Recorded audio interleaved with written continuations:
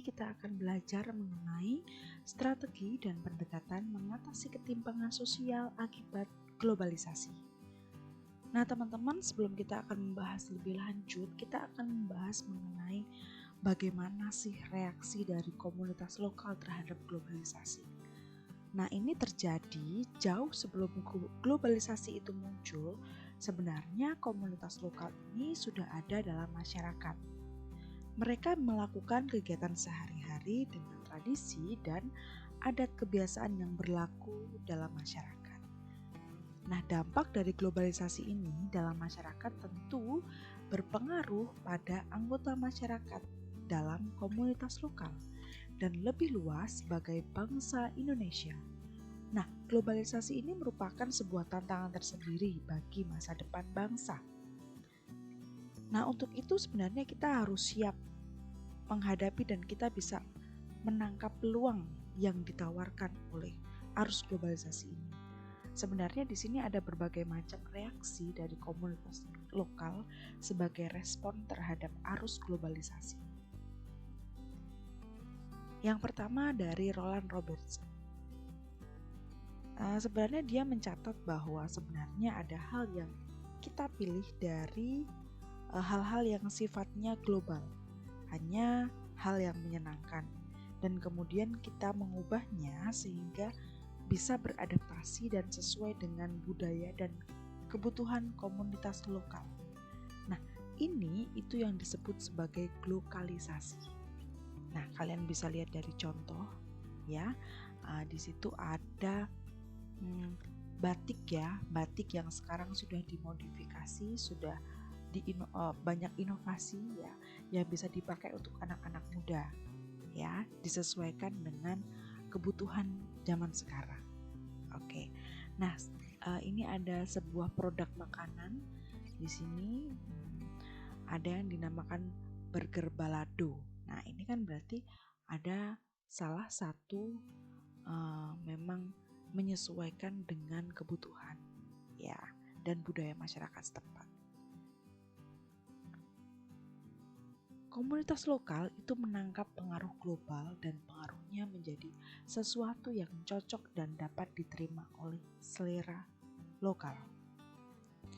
Ya, contohnya misalnya banyak sih, antara lain adalah film India menggabungkan ide barat masa kini mengenai hiburan, mengenai mitos Hindu, sejarah dan budaya tradisional. Itu yang bisa kita contoh dari luar negeri. Kalau di Indonesia mungkin banyak juga ya teman-teman. Salah satunya adalah batik ya. Nah, yang kedua dari Cohen and Candy, dia menyebut ada sebuah istilah yaitu kreolisasi. Ya, sebenarnya apa itu kreolisasi? Di sini mencampur unsur-unsur global untuk menghasilkan penemuan baru. Ya, dari hasil penggabungan itu.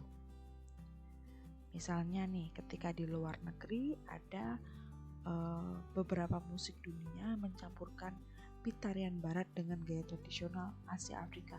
Tapi sebenarnya kalau misalnya kita lihat dari Indonesia sendiri ya, dalam negeri banyak loh sekarang beberapa karya anak bangsa yang sudah mencampurkan antara musik-musik barat dengan musik-musik tradisional Indonesia itu sendiri. Nah, yang ketiga itu adalah resiko. Kenapa ini disebut resiko? Bahwa komunikasi global ini sekarang sulit bagi orang yang tidak memikirkan kejadian dunia atau mengakui bahwa kita hidup di tengah-tengah dunia yang punya risiko. Jadi ini sebagai jalan menjadikan pelebaran identitas komunitas lokal sebenarnya. Jadi kita bisa memilih untuk memenangi sesuatu yang global yang berkenaan dengan isu seperti lingkungan hidup, pengurangan utang. Nah, pilihan-pilihan itu bisa menjadi sebuah tanggung jawab terhadap peningkatan gerakan anti globalisasi, terutama di kalangan anak muda. Ya, Jadi memang di sini komunitas lokal lebih diunggulkan meskipun ada unsur arus globalisasi, tetapi kita sebagai generasi muda, agent of change di sini, bagaimana kita bisa mengolah ya hal-hal yang global tadi bisa menjadi pilihan dalam komunitas lokal. Ini menjadi tantangan tersendiri bagi kita. Selanjutnya adalah pengetahuan. Nah, pengetahuan itu ini berkaitan dengan hal-hal global yang dapat meninggikan kesadaran dan kesetiaan kita terhadap hal penting bagi komunitas lokal. Ya, artinya bagaimana cara kita agar rasa kebangsaan kita terus semakin kuat, gitu ya. Yang terakhir itu adalah beberapa kelompok religius dan etnis berusaha mencegah terjadinya globalisasi. Karena di sini mereka melihat bahwa globalisasi itu adalah bentuk penjajahan Barat atau serangan terhadap kemurnian budaya dan agama terhadap atau kepercayaan mereka. Ya. Nah, teman-teman. Jadi ada sebuah berkaitan dengan pendapat beberapa kalangan globalisasi sebagai bentuk penjajahan budaya. Nah, para transformalis ini memberikan kritik terhadap 3 pandangan. Ya, terhadap 3 pandangan. Nah, yang pertama,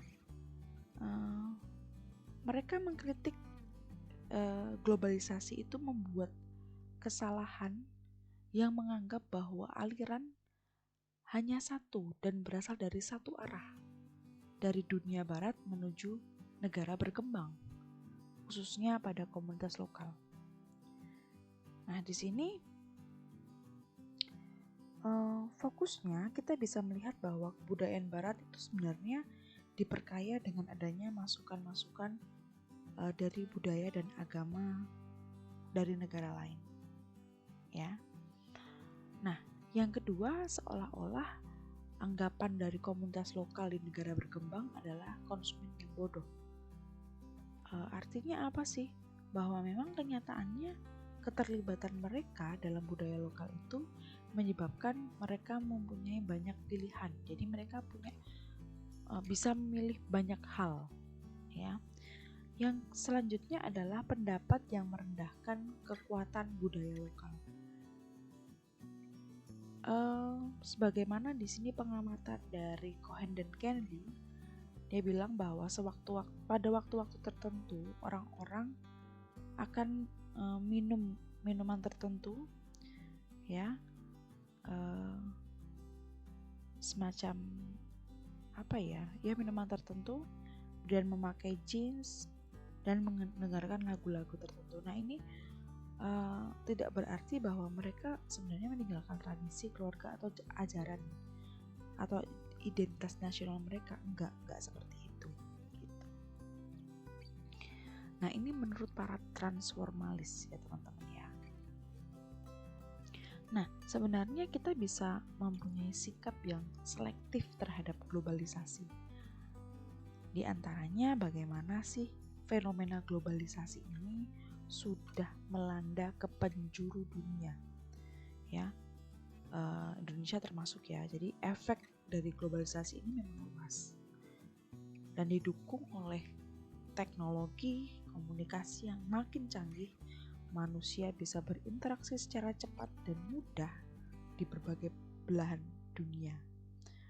Nah, dalam menanggapi globalisasi ini muncullah ada kelompok pro dan kontra. Ya, pro globalisasi itu artinya globalisasi membawa kemakmuran dan kesejahteraan bagi masyarakat dunia. Kalau yang kontra, mereka menentang karena ada perjanjian dagang global dan lembaga yang mengatur perdagangan antar negara.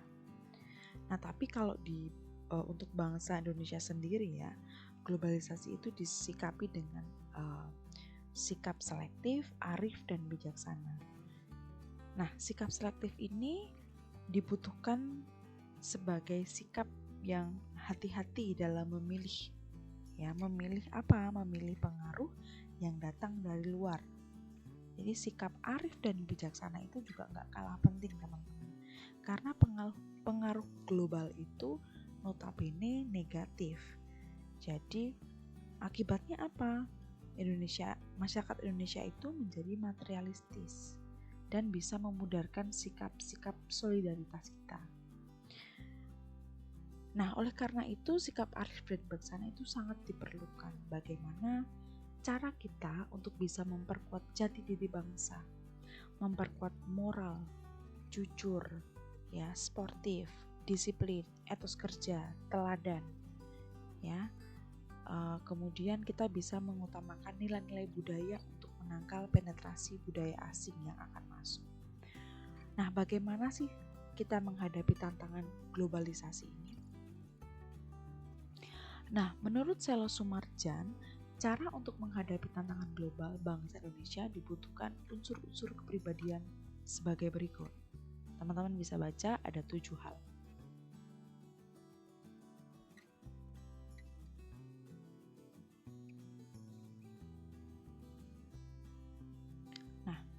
Dari setiap individu harus punya pengetahuan yang luas, harus mempunyai keahlian, mempunyai cita-cita hidup, memiliki rasa harga diri dan kepercayaan diri, memiliki kesadaran akan hak dan kewajiban sebagai warga negara, berperilaku sesuai dengan nilai-nilai sosial dan kaidah hukum, mempunyai kemampuan dan kebiasaan berpikir secara rasional.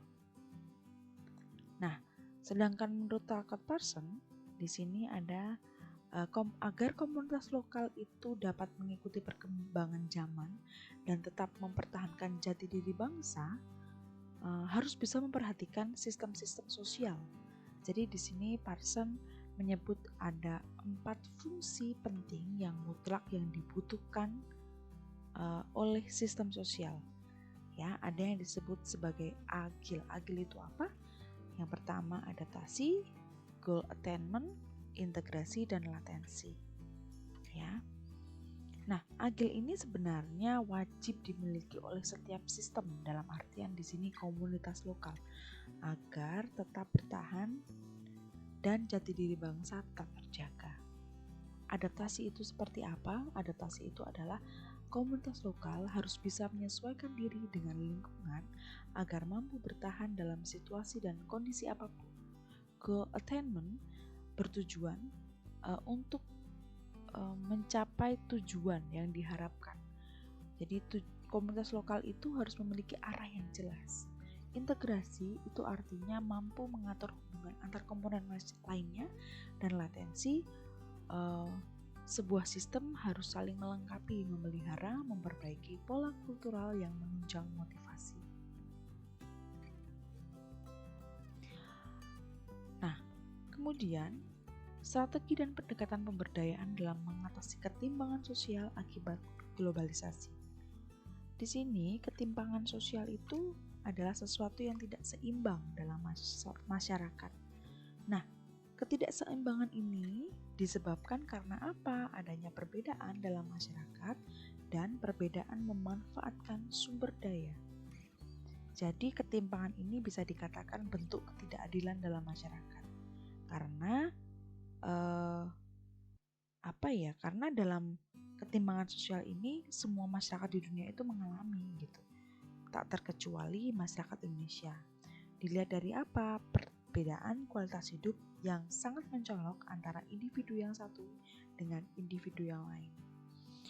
Jadi bagaimana sih pemberdayaan masyarakat dan upaya meningkatkan harkat dan martabat golongan masyarakat yang mengalami kondisi miskin karena adanya ketimpangan sosial tadi yang merupakan masalah sosial, ya.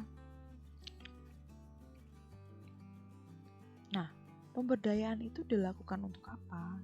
Pemberdayaan itu dilakukan untuk membangun, memotivasi, mendorong, membangkitkan kesadaran yang memiliki potensi untuk menjadi sebuah tindakan yang nyata. Nah, ada di sini beberapa konsep yang bisa untuk mengarah ke arah hal itu gitu ya. Artinya bisa mengarah ke mendorong, memotivasi, membangkitkan kesadaran akan potensi yang dimiliki. Ya.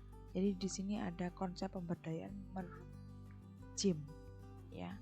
Nah, konsep ini memiliki hubungan erat dengan konsep power, ya, dan ketimpangan, ya, daya dan ketimpangan. Jadi di sini sebagai upaya masyarakat, Jim itu mengidentifikasi beberapa jenis kekuatan atau power yang dimiliki oleh masyarakat agar itu digunakan untuk memberdayakan mereka. Jadi jenis-jenis kekuatannya itu apa saja sih? Yang pertama adalah kekuatan atas pilihan pribadi. Jadi di sini bisa mengupayakan pemberdayaan yang dapat dilakukan adalah dengan memberikan kesempatan kepada masyarakat untuk menentukan pilihan pribadi atau kesempatan hidup yang lebih baik. Yang kedua, kekuatan dalam menentukan kebutuhannya sendiri. Jadi di sini mendampingi masyarakat untuk merumuskan kebutuhan sendiri. Yang ketiga, kekuatan dalam kebebasan berekspresi. Bagaimana cara masyarakat untuk mengembangkan diri berekspresi dalam bentuk budaya publik. Yang keempat adalah kekuatan kelembagaan. Bagaimana sih kita bisa meningkatkan aksesibilitas masyarakat terhadap kelembagaan? Seperti misalnya adalah keluarga, pendidikan, kesehatan, struktur pemerintahan, media, sistem kesejahteraan sosial, dan lain sebagainya. Yang kelima adalah kekuatan sumber daya ekonomi. Bagaimana kita meningkatkan kontrol terhadap aktivitas ekonomi. Yang keenam adalah kekuatan dalam kebebasan reproduksi. Bagaimana kita bisa memberikan kebebasan reproduksi kepada masyarakat, ya. Nah, strategi pemberdayaan di sini ada 3 hal. Pemberdayaan melalui perencanaan dan kebijakan, pemberdayaan melalui aksi sosial dan politik, pemberdayaan melalui pendidikan dan penumbuhan kesadaran. Yang pertama adalah penumbuhan melalui perencanaan dan kebijakan. Nah, teman-teman, di sini kita bisa melihat bagaimana strategi pemberdayaan itu akan berpengaruh terhadap struktur dan lembaga yang memberikan akses terhadap sumber daya, pelayanan, kesempatan berpartisipasi dalam masyarakat. Yang kedua, bagaimana aksi-aksi politik dilakukan dalam memperjuangkan politik dan gerakan dalam membangun kekuasaan yang efektif. Yang ketiga adalah bagaimana kita membekali pengetahuan keterampilan masyarakat di lapisan bawah sehingga mereka sehingga kekuatan mereka atau keterampilan mereka semakin meningkat. Nah, strategi pemberdayaan yang lain itu ada 10 banyak ya teman-teman ya. Mulai dari tindakan mikro ya, bagaimana kita bisa memiliki konteks makro yang global. Jadi ini bisa berupa proses pembelajaran terhadap masyarakat lokal agar bisa mereka memahami setiap kebijakan ya, agar mempunyai pandangan yang luas. Yang kedua, membangun kelembagaan sesuai peran masyarakat. Karena masyarakat itu yang tahu kebutuhan hidupnya, sehingga lembaga diciptakan oleh masyarakat itu sendiri. Yang ketiga, pengembangan kesadaran untuk bebas dari belenggu kekuatan ekonomi dan politik yang menghambat proses demokratisasi. Ini di berbagai bidang kehidupan ya. Yang keempat, retribusi sumber daya ekonomi merupakan syarat pokok pemberdayaan dalam masyarakat.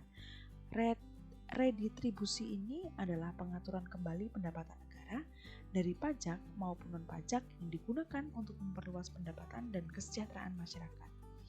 Yang kelima, model pembangunan berkelanjutan yang harus diwujudkan bahwa setiap pembangunan harus mampu secara terus-menerus mengkonservasi daya dukung lingkungan. Yang keenam, kontrol kebijakan dan advokasi, agar setiap kebijakan dari pemerintah yang bertentangan dengan upaya pemberdayaan harus diadvokasi. Yang ketujuh, pengembangan sektor ekonomi strategis sesuai dengan kondisi lokal atau daerah. Maksudnya adalah produksi strategi dan atau unggulan tidak hanya produksi yang laku di pasaran, tetapi unggul dalam hal bahan baku dan teknik produksi. Ya, dan ini berkaitan dengan sektoral yang tinggi. 8. Pendekatan kewilayahan, administratif, dan dengan pendekatan kawasan. Pendekatan ini berarti lebih menekankan pada kesamaan dan perbedaan potensi yang dimiliki suatu kawasan agar kawasan tersebut lebih produktif. Yang 9, membangun jaringan ekonomi strategis yang berfungsi mengembangkan kerjasama dalam mengatasi keterbatasan yang dimiliki kelompok ekonomi, baik di bidang produksi, pemasaran teknologi, dan permodalan. Yang terakhir, mengembangkan penguasaan ilmu pengetahuan dan teknologi lokal, yang ini merupakan salah satu karakter dari jati diri masyarakat agar tidak tergerus arus modernisasi. Nah teman-teman, sekian penjelasan dari saya. Kita akan bertemu di video-video selanjutnya. Terima kasih.